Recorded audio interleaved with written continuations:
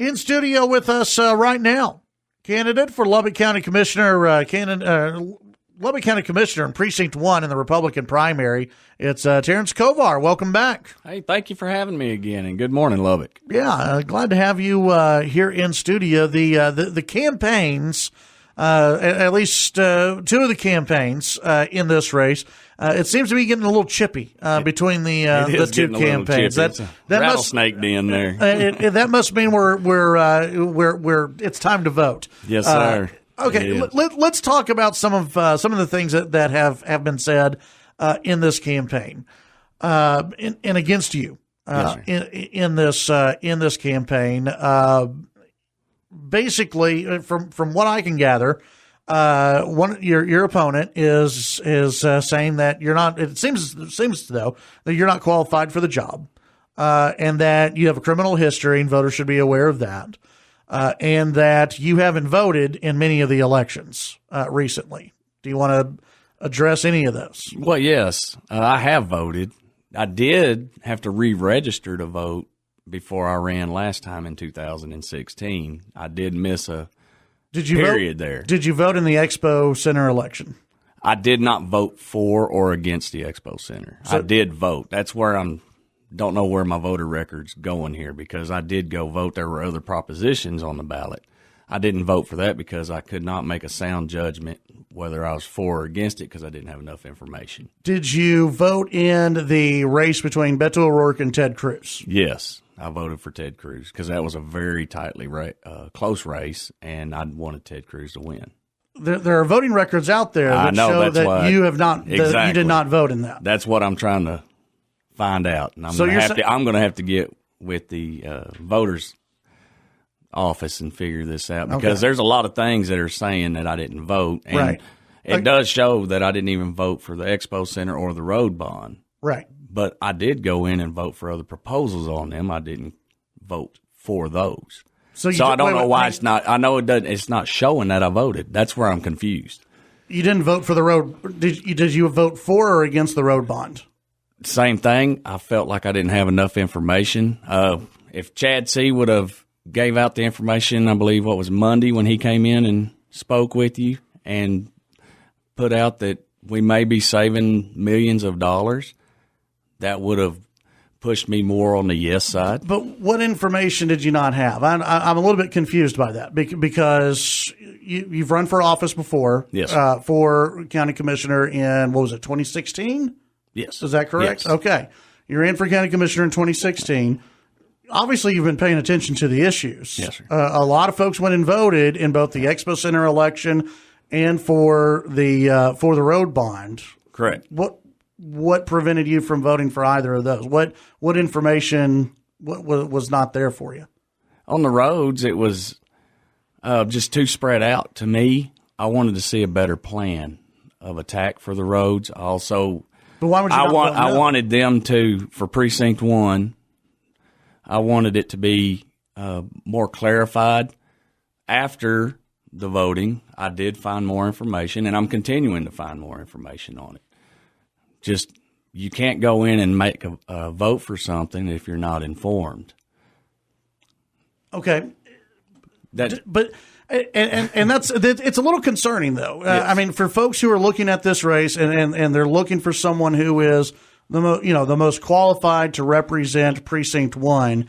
I mean, we're talking about two of the biggest issues that have come before Lubbock County Commissioners in a long time. I mean, we're talking, with the road bond and the Expo Center, and you're saying you voted, but there's no record of you voting in either of those elections. You didn't vote for either of those. You didn't vote for or against either of those. Correct. Because you didn't have enough information. How can people know that you are ready to become a Lubbock County Commissioner when two of the biggest issues facing Lubbock County you stayed away from? Well, if you don't research and have the information, then you cannot make a qualified decision. And that's why I didn't make a decision. I didn't want to affect that election by voting no and having it turned down when, yes, that is what we need. But then I also didn't want to vote yes if there were some hidden agendas inside of this. That's the only reason. I'm going to vote for, if I'm elected, I'm voting for the people, what the people of Lubbock County want, not for myself. So the accusation that you've only voted in 5 of the last 40 elections, is that true or false? I'm not positive on that. We'd have to pull up my voting record. Okay. Well, so, but I mean, that's not looking too good either. So, because my wife and I go to vote, so okay. I can tell you the locations I voted at. Well, I mean, that's where, so are you saying that Lubbock County did not count your votes? No, I'm not going to accuse them of that. I need to investigate it personally. That's where there's a fault there somewhere. Okay. So you went and voted, yes. But you're saying your vote wasn't counted somehow. Somehow, because I voted at 130th in Indiana at that United, and I also voted at Frankfurt in 82nd Street. Okay. And I don't understand why they're okay. Not on there. Your opponent also says you've got a criminal record. Yes.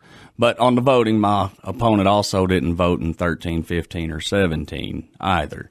So, criminal record, yes, sounds like I'm a bank robber, but no.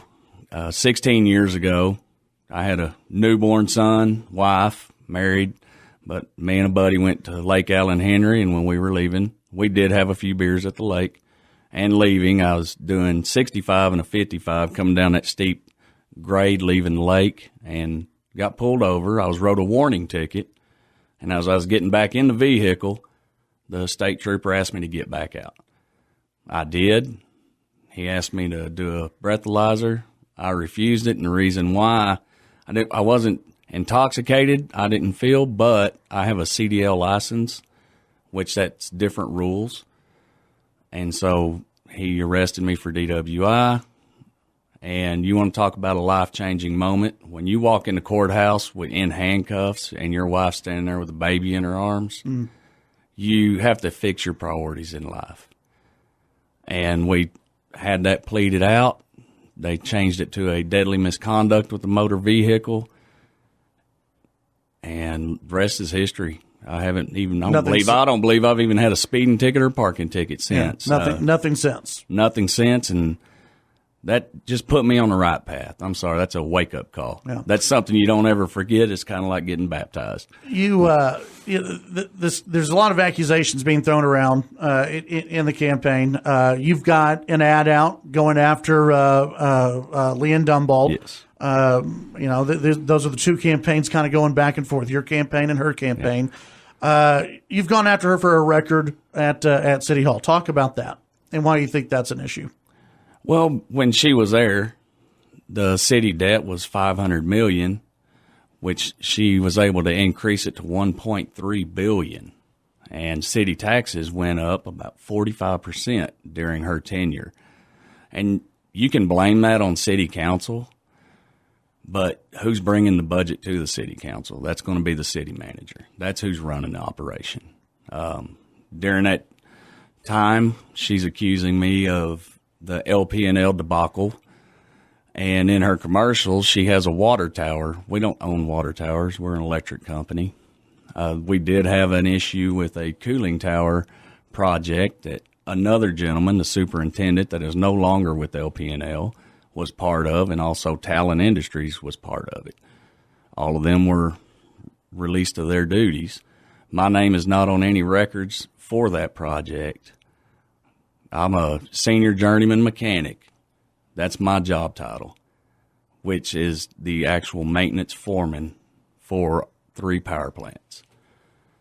And I just want everybody to understand that. What is your vision for county commissioner? If elected, what do you want to do? I still want to continue growth in Lubbock. I think it's going to be exciting. Look at us. We're just growing like crazy.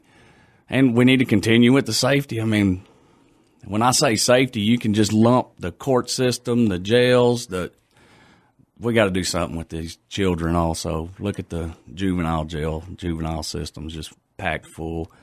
And I don't know what to do personally, but I'd like to get with people that do and really push that subject. But growth in Lubbock, that's what we want. We want to keep going. We're our own little bubble.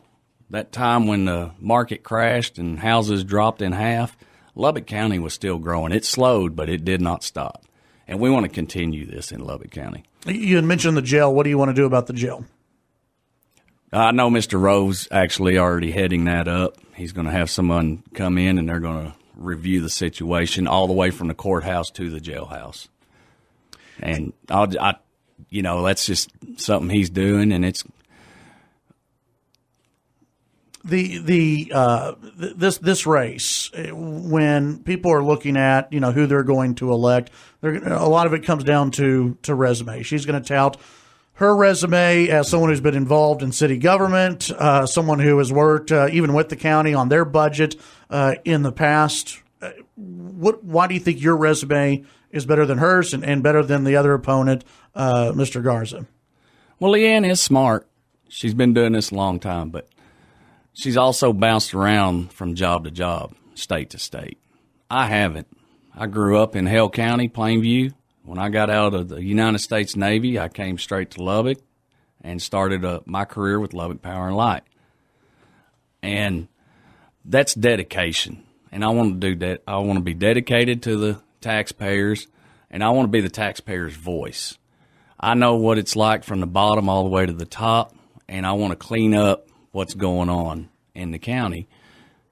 And any issues that arise, I believe I'll have a better understanding because I'm not the one that's standing on top of the building looking down at the people. I'm the one with the people.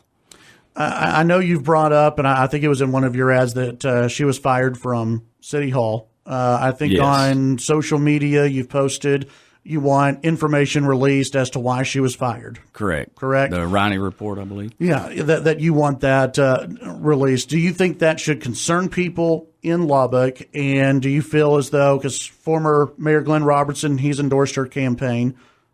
He was obviously he was mayor during that time. Yes. Does that not satisfy you in what happened there, or do you have more questions about it?